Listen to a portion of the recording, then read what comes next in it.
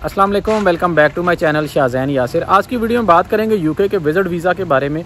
और आज की वीडियो उन सब लोगों के लिए जो प्लान कर रहे हैं यूके का विजिट वीज़ा अप्लाई करने के लिए, या वो लोग जिनका यूके का विजिट वीज़ा रिफ्यूज़ हो चुका है, या जिन लोगों ने विजिट वीज़ा अप्लाई कर दिया। ये वीडियो सब के लिए है और बड़ी इन्फॉर्मेटिव वीडियो और बड़े इन्फॉर्मेटिव पॉइंट्स मैं आपके साथ डिस्कस करूँगा और अपने एक्सपीरियंस से वो सारी बातें मैं आपके साथ शेयर करना चाह रहा हूँ कि अगर आप यूके का विजिट वीज़ा अप्लाई करना चाह रहे हैं, किसी के थ्रू भी अप्लाई करना चाह रहे हैं, या खुद से अप्लाई करना चाह रहे हैं, या मेरे थ्रू भी अप्लाई करना चाह रहे हैं, किसी के थ्रू भी अगर आप अप्लाई करना चाह रहे हैं, तो ये बातें सारी आपके माइंड में होनी चाहिए यूके का विजिट वीज़ा अप्लाई करने से पहले। और अगर आपका वीज़ा रिफ्यूज़ हो चुका है और आपने नेक्स्ट प्लान कर रहे हैं कि मैंने दोबारा यूके का विजिट वीज़ा अप्लाई करना है, तो ये सारी बातें आपके माइंड में होनी चाहिए।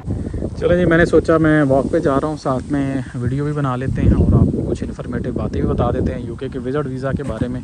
और आज वेदर काफ़ी अच्छा है, पिछले 2 दिन तो बहुत ज़्यादा गर्मी थी, यूके के हिसाब से बहुत ज़्यादा गर्मी थी। अदरवाइज़ पाकिस्तान इंडिया के हिसाब से देखें तो यहाँ पे टेम्परेचर चल रहा था 26-27 तक। अच्छा जी, बात करें यूके के विजिट वीज़ा के बारे में, तो सबसे पहली बात कि आप किसी के थ्रू भी अगर वीज़ा अप्लाई कर रहे हैं, आप किसी कंसल्टेंट के पास जाते हैं और जब वो, क्योंकि फ़र्स्ट जो स्टेप होता है यूके का विजिट वीज़ा अप्लाई करने का, सबसे पहला वीज़ा एप्लीकेशन आपकी फ़िल होती है। जैसे ही आपकी वीज़ा एप्लीकेशन वो फिल करके दे, उसको कहें जी वीज़ा एप्लीकेशन मुझे दे दें, ठीक है। आप वो PDF में ले लें या उसका प्रिंट ले लें, तो उस वीज़ा एप्लीकेशन को अच्छे तरीके से पढ़ें, बल्कि तसल्ली से पढ़ना चाहिए। बेशक उसे कहें यार इसको होल्ड पे कर ले, एक दिन मुझे दे दो, मैं इसको देख लूँ अच्छे तरीके से, और सारे पॉइंट्स को देखें कि उसने आपके बारे में उसमें क्या इन्फॉर्मेशन मेंशन की है, आपकी जॉब से रिलेटेड, आपके बिज़नेस से रिलेटेड, आपकी ट्रैवल हिस्ट्री से रिलेटेड जितने भी क्वेश्चन उसमें होते हैं। वो PDF फाइल एटलीस्ट 5 से 6 पेजेस की, 7 पेजेस की होती है। तो उन 7 पेजेस को अच्छे तरीके से पढ़ें और उसके बाद फाइनल करें वीज़ा एप्लीकेशन को।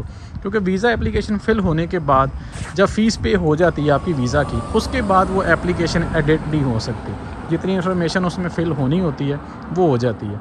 तो उससे पहले आपके पास टाइम होता है कि आप तसल्ली से अपनी वीज़ा एप्लीकेशन को अच्छे तरीके से देख लें। क्योंकि वीज़ा एप्लीकेशन आपने फ़ीस पे कर दी तो वो काम फिर वो ख़त्म हो जाता है, उसको आप एडिट नहीं कर सकते। फिर उसके अकॉर्डिंगली आपका पूरा केस बनता है, क्योंकि वो सारी चीज़ें अगर आपने अपने कवर लेटर में मेंशन करनी है तो आपको सेम उसी तरह ही मेंशन करनी पड़ेगी जो आपने अपनी वीज़ा एप्लीकेशन में मेंशन की होंगी। तो इसलिए मैंने फ़र्स्ट स्टेप पे वीज़ा एप्लीकेशन को ही रखा है। मेरा अपना भी काम करने का यही स्टाइल होता है कि जैसे ही मुझे क्लाइंट अपनी सारी इन्फॉर्मेशन देता है, अपने सारे डॉक्यूमेंट्स मुझे सेंड करता है PDF में, तो मैं वीज़ा एप्लीकेशन फ़िल करता हूँ। वीज़ा एप्लीकेशन फ़िल करने के बाद मैं क्लाइंट को भेजता हूँ कि इसको आप अच्छे तरीके से पढ़ें, देखें, और इसके सारे पॉइंट्स को आपने देखना है कि इसमें कोई चीज़ ऐड हम कर सकते हैं या इसमें से कोई रिमूव करनी है चीज़, तो वो हम कर सकते हैं। अभी हमारे पास टाइम है, तसल्ली से काम होना चाहिए। सारी चीज़ें देखें, चाहे 1 दिन लगा लें, 2 दिन लगा लें, लेकिन अच्छे तरीके से वो सारे पॉइंट्स को देखें और फिर फाइनल करें। जैसे ही आपकी वीज़ा एप्लीकेशन फ़ाइनल हो जाती है तो फिर आप वीज़ा फ़ीस पे कर दें। ये तो आपका फ़र्स्ट स्टेप ख़त्म हो जाता है यहाँ पे, और आपकी अपॉइंटमेंट बुक कर ली जाती है। और अपॉइंटमेंट भी कोशिश करें कि उसको पहले बताएं कि यार मुझे पहले बताना, अपॉइंटमेंट बुक करने से पहले मुझे बताना है कि किस डेट की मिल रही है और किस टाइम की मिल रही है। तो वो फिजिबिलिटी आपने खुद देखनी है कि आप फिजिबल हैं, ईजी हैं उस दिन के लिए जाने के लिए, तो वो आप उससे सारा कुछ बताएं उसे कि मुझे इस डे की चाहिए। उनमें से आप खुद सेलेक्ट कर सकते हैं, क्योंकि अगर सपोज़ आप अप्लाई करते हैं मंडे है, तो next week Monday onward almost आपको अपॉइंटमेंट शो होना शुरू हो जाती है। तो वो अपॉइंटमेंट आप खुद से देख लें कि आपको कौन सा डे फिजिबल लग रहा है, तो वो डे आप सेलेक्ट कर सकते हैं। नॉर्मली लोग, अक्सर मैंने देखा है कि वो यही होता है कि कंसल्टेंट के पास जाते हैं तो वो उनका फॉर्म फिल करते हैं भागम भाग, वो 10-15 मिनट में, 20 मिनट में, क्योंकि उनका हाथ बैठा होता है उस पर। तो वो सारा फॉर्म फिल करने के बाद उनको कहते हैं जी आपका फॉर्म फिल हो गया, अपना कार्ड दें, आपकी फ़ीस पे करनी है, या वो खुद से पे कर देते हैं और वो पैसे कैश में ले लेते हैं। तो ये काम नहीं करना बिल्कुल तसल्ली से सारा काम होना चाहिए।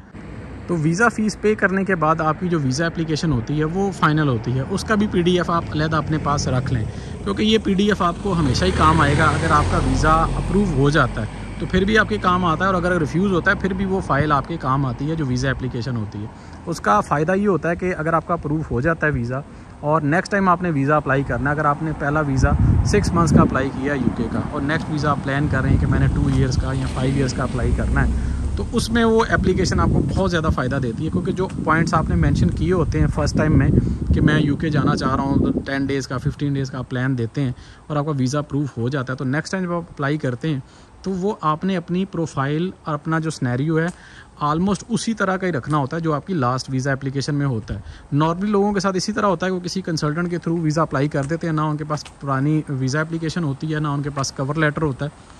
तो वो जब दोबारा से अप्लाई करने के लिए जाते हैं, मैंने अक्सर लोगों के देखे हैं कि उनके पहले वीज़ा अप्रूव हुआ होता है 6 मंथ्स वाला, और नेक्स्ट वो अप्लाई करते हैं अगर 2 ईयर्स वाला, या दोबारा वो 6 मंथ्स वाला अप्लाई करते हैं, उनका वीज़ा रिफ्यूज़ हो जाता है। तो रिफ्यूज़ समटाइम इसी वजह से ही होता है कि उनकी जो इन्फॉर्मेशन होती है तो वो बहुत ज़्यादा वेरिएट कर रही होती है उनके पुराने केस से। तो इसलिए वीज़ा एप्लीकेशन की इंपॉर्टेंस में मैं इतनी देर बात कर रहा हूँ, वीडियो लंबी होती जा रही है, लेकिन वीज़ा एप्लीकेशन जो है ये बहुत ज़्यादा इंपॉर्टेंट है। इसलिए मैं डिटेल से सारी बातें आपको बता रहा हूँ ताकि आपको इसकी इंपॉर्टेंस का अंदाज़ा हो सके।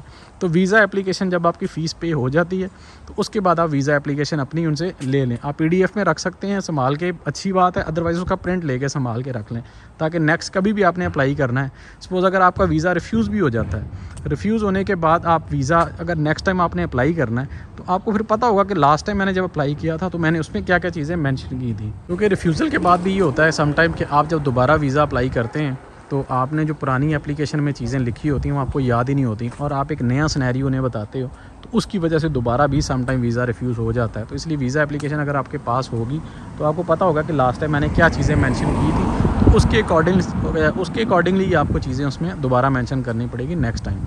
चलें जी, ये बात तो होगी वीज़ा एप्लीकेशन के बारे में। फ़र्स्ट टाइम मैं आपको बताया कि वीज़ा एप्लीकेशन फ़िल करें और उसके बाद आपकी वीज़ा फ़ीस पे हो जाती है।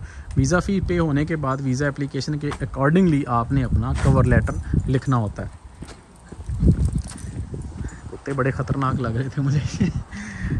अच्छा जी, वीज़ा एप्लीकेशन कंप्लीट होने के बाद जैसे ही आपका कवर लेटर स्टार्ट होता है, अगर कवर लेटर आप खुद से बना सकते हैं या चीज़ें उसको मेंशन कर सकते हैं। लास्ट मैंने एक वीडियो बनाई है कवर लेटर के बारे में, कवर लेटर में क्या क्या चीज़ें मेंशन होनी चाहिए। तो कवर लेटर बहुत ज़्यादा इंपॉर्टेंट होता है, और कवर लेटर आपने लाजमी उस बंदे को कहना है कि मुझे आपने कवर लेटर बना के देना, क्योंकि कवर लेटर में सारी चीज़ें आप डिटेल से लिख सकते हैं, अपने बारे में बता सकते हैं, अपनी जॉब के बारे में बता सकते हैं। तो कवर लेटर बनाना और अटैच करना बहुत ज़्यादा ज़रूरी होता है। तो वीज़ा एप्लीकेशन कंप्लीट होने के बाद कवर लेटर आपने लाजमी उसमें अपनी सारी चीज़ें मेंशन करनी है। उस बंदे को बताना कि मुझे कवर लेटर बना के दे, और बना के पहले आपको शेयर करे, फिर उसको फाइनल करें कि उसमें वो सारी चीज़ें उसने मेंशन की हैं जो आपकी प्रोफाइल के अकॉर्डिंगली है, जो आपकी बैंक स्टेटमेंट के, आपकी ट्रैवल हिस्ट्री के अकॉर्डिंगली है, सारी चीज़ें उसमें मेंशन होनी चाहिए। ये ना करें कि आप किसी भी कंसल्टेंट के पास गए हैं और उनके पास वो टेम्पलेट पड़ा होता है, उसमें जस्ट आपका नाम चेंज करते हैं, पासपोर्ट नंबर इंटर करते हैं और कहते हैं ये लें जी आपका ये कवर लेटर बन गया। ये काम बिल्कुल नहीं होना चाहिए। 100% आपके सिनेरियो के अकॉर्डिंगली आपका कवर लेटर होना चाहिए। तो कवर लेटर को उससे एक दफ़ा लें, उसको अच्छे तरीके से पढ़ें। अगर आप पढ़ सकते हैं अच्छे तरीके से बहुत अच्छी बात है, अगर नहीं पढ़ सकते तो वो ले के किसी को दिखा लें एक दफ़ा कि यार ये कवर लेटर मुझे बना के दिया, तो क्या ये कवर लेटर मैं अटैच करूँ अपनी वीज़ा एप्लीकेशन के साथ या नहीं। तो वो कवर लेटर फिर आप फाइनल करें डिस्कशन के साथ। ये काम ना करें। नॉर्मली हमारे यहाँ यही होता है कि कोई भी बंदा किसी के पास जाता है कंसल्टेंट के पास, उसको अपने डॉक्यूमेंट पकड़ाता है और वो विद इन 1 आवर, ये मैं मैक्सिमम बता रहा हूँ, वरना तो 20-25 मिनट में भी कई लोग काम करके पकड़ा देते हैं। तो वो वीज़ा एप्लीकेशन फ़िल करेगा और उसके बाद फ़ौरन से वो टेम्पलेट निकालेगा, उसमें चीज़ें मेंशन करेगा आपके बारे में, आपका नाम वगैरह चेंज करके, और आपको कहेगा ये आपका कवर लेटर बन गया और ये जी आपका वीज़ा एप्लीकेशन है। और साथ ही उसने अपॉइंटमेंट निकाल के दे देनी है खुद से ही कि ये जी ये स्टेट की मिली थी, ये मैंने निकाल दी, ये फ़ाइनल हो गई है, तो ये चेंज नहीं होगी। इस डेट पे जाके आप अपनी जो वीज़ा एप्लीकेशन है ये साथ ले जाएं, और ये आपका अपॉइंटमेंट लेटर है, ये जाके अपने डॉक्यूमेंट्स जो हैं वहाँ ले जाएं और वहाँ जाके स्कैन करवाएं और आपका बायोमेट्रिक हो जाएगी। तो ये काम अक्सर करते हैं लोग। तो ये काम आप लोगों ने बिल्कुल नहीं होने देना। वीडियो बनाने का मकसद भी यही है कि यार इन्फॉर्मेशन पहुँचे लोगों तक, क्योंकि नॉर्मल सिनेरियो में इसी तरह ही होता है लोगों के साथ। लेकिन आपने ये वीडियो देखने के बाद एटलीस्ट इस तरह नहीं होने देना। अगर आपने वीज़ा अप्लाई करना है यूके का, तो आपने ये सारी चीज़ों को, पॉइंट्स को ज़हन में रखना है कि पहले आपने वीज़ा एप्लीकेशन को फिल करने देखना है अच्छे तरीके से, और उसके बाद आपने अपना जो कवर लेटर है उसको अच्छे तरीके से देखना है।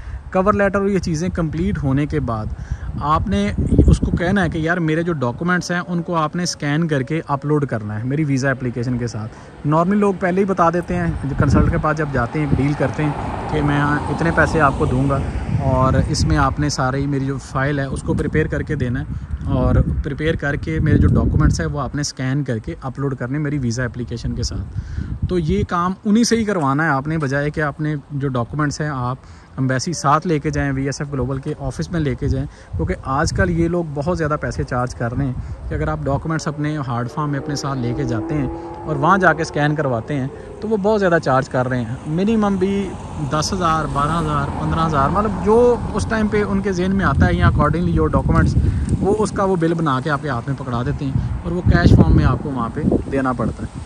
तो बेहतर ये है कि सारी चीज़ें पहले से ही क्लियर कर लें कंसल्टेंट से कि यार ये काम आपने करने हैं, आपने वीज़ा एप्लीकेशन बना के पहले मुझे शेयर करनी है और मैं उसको देखूंगा अच्छे तरीके से, फिर फाइनल करूंगा, तो फिर आपने वीज़ा अप्लाई करना है। इसी तरह मेरा जो कवर लेटर बनेगा उसको भी आपने इसी तरह फ़ाइनल करना है और मुझे दिखाना है पहले। ये सारे काम अगर इस तरह आप करेंगे तो इसमें फ़ायदा ये होगा कि गलती के चांसेस बहुत मिनिमम होंगे। सारी चीज़ें जब तसल्ली से की जाती हैं तो फिर मिस्टेक होने के बहुत कम चांसेस होते हैं, क्योंकि आपने तसल्ली से हर चीज़ उसमें मेंशन की होती है। बाकी आज की वीडियो देखने के बाद कुछ कंसल्टेंट, कुछ एजेंट्स भी मेरी वीडियोस देखते हैं यार, वो कमेंट्स भी करते हैं अक्सर, और बहुत अच्छे लोग भी हैं कंसल्टेंट, बड़ा अच्छा काम भी कर रहे हैं। लेकिन बस इस फील्ड में है, अच्छा बुरा इंसान हर जगह पे होता है, तो इस फील्ड में भी इसी तरह ही है। उनका मुझसे गिला भी होगा कि आपने इतनी डिटेल में बातें कस्टमर्स को, क्लाइंट्स को बता दी हैं, तो आके वो हमें तंग करेंगे।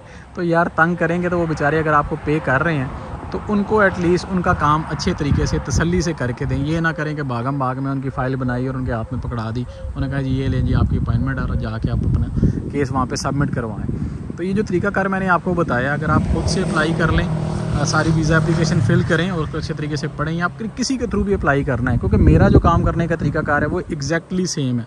मेरे जो क्लाइंट्स जिनका वीज़ा अल्लाह का शुक्र है कि अप्रूव हुआ है या जिनके मैंने वीज़ाज़ अप्लाई किए हैं, तो उनको पता है कि मेरा यही तरीकाकार है। मैं वीज़ा एप्लीकेशन फिल करता हूँ, मैं पहले क्लाइंट को सेंड करता हूँ, अच्छे तरीके से पढ़ते हैं, फिर उसकी फ़ीस पे कर दें और फिर अपॉइंटमेंट लेते हैं। और इसी तरह कवर लेटर पे भी अच्छी खासी मेहनत होती है और उसके बाद ही उसको फ़ाइनल करते हैं। तो तरीकाकार बेसिकली होना भी यही चाहिए।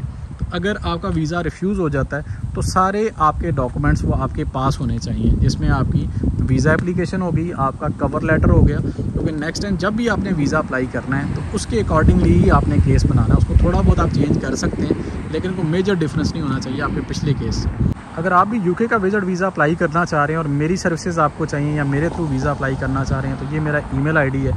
आप पाकिस्तान से, इंडिया से, गल्फ़ से, दुबई से, ओमान से, कहीं से भी हैं, सऊदीया से हैं, आप वीज़ा अप्लाई करना चाह रहे हैं तो मेरे इस ईमेल आईडी पे आप मुझसे रब्ता कर सकते हैं। आप अपनी डिटेल प्रोफाइल एक दफ़ा मुझे शेयर करें, जिसमें आपने ये बताना है कि आप करते क्या हैं, आपकी ट्रैवल हिस्ट्री क्या है और आपके अकाउंट का क्लोजिंग बैलेंस क्या है, और मैं सारी फिर डिटेल आपकी देख के आपके साथ फर्दर कोऑर्डिनेट कर लूँगा वाया ईमेल और वाया व्हाट्सएप नंबर। तो ये थी जी आज की वीडियो। होपफुली आज की वीडियो आपको इन्फॉर्मेटिव लगी होगी। वीडियो अच्छी लगी है तो वीडियो को लाइक ज़रूर कर दिया करें और कमेंट्स में अपना फीडबैक ज़रूर दे दिया करें कि आपको वीडियो कैसी लगी। अगर आपका कोई क्वेश्चन है कमेंट करें, मैं ट्राई करूँगा कि आपके कमेंट का आपको रिप्लाई ज़रूर करूँ। तो मिलते हैं नेक्स्ट किसी वीडियो में। इसी तरह की इन्फॉर्मेटिव वीडियोज़ देखने के लिए आपको चैनल ज़रूर सब्सक्राइब करना पड़ेगा। Thank you so much for watching. अल्लाह हाफिज़।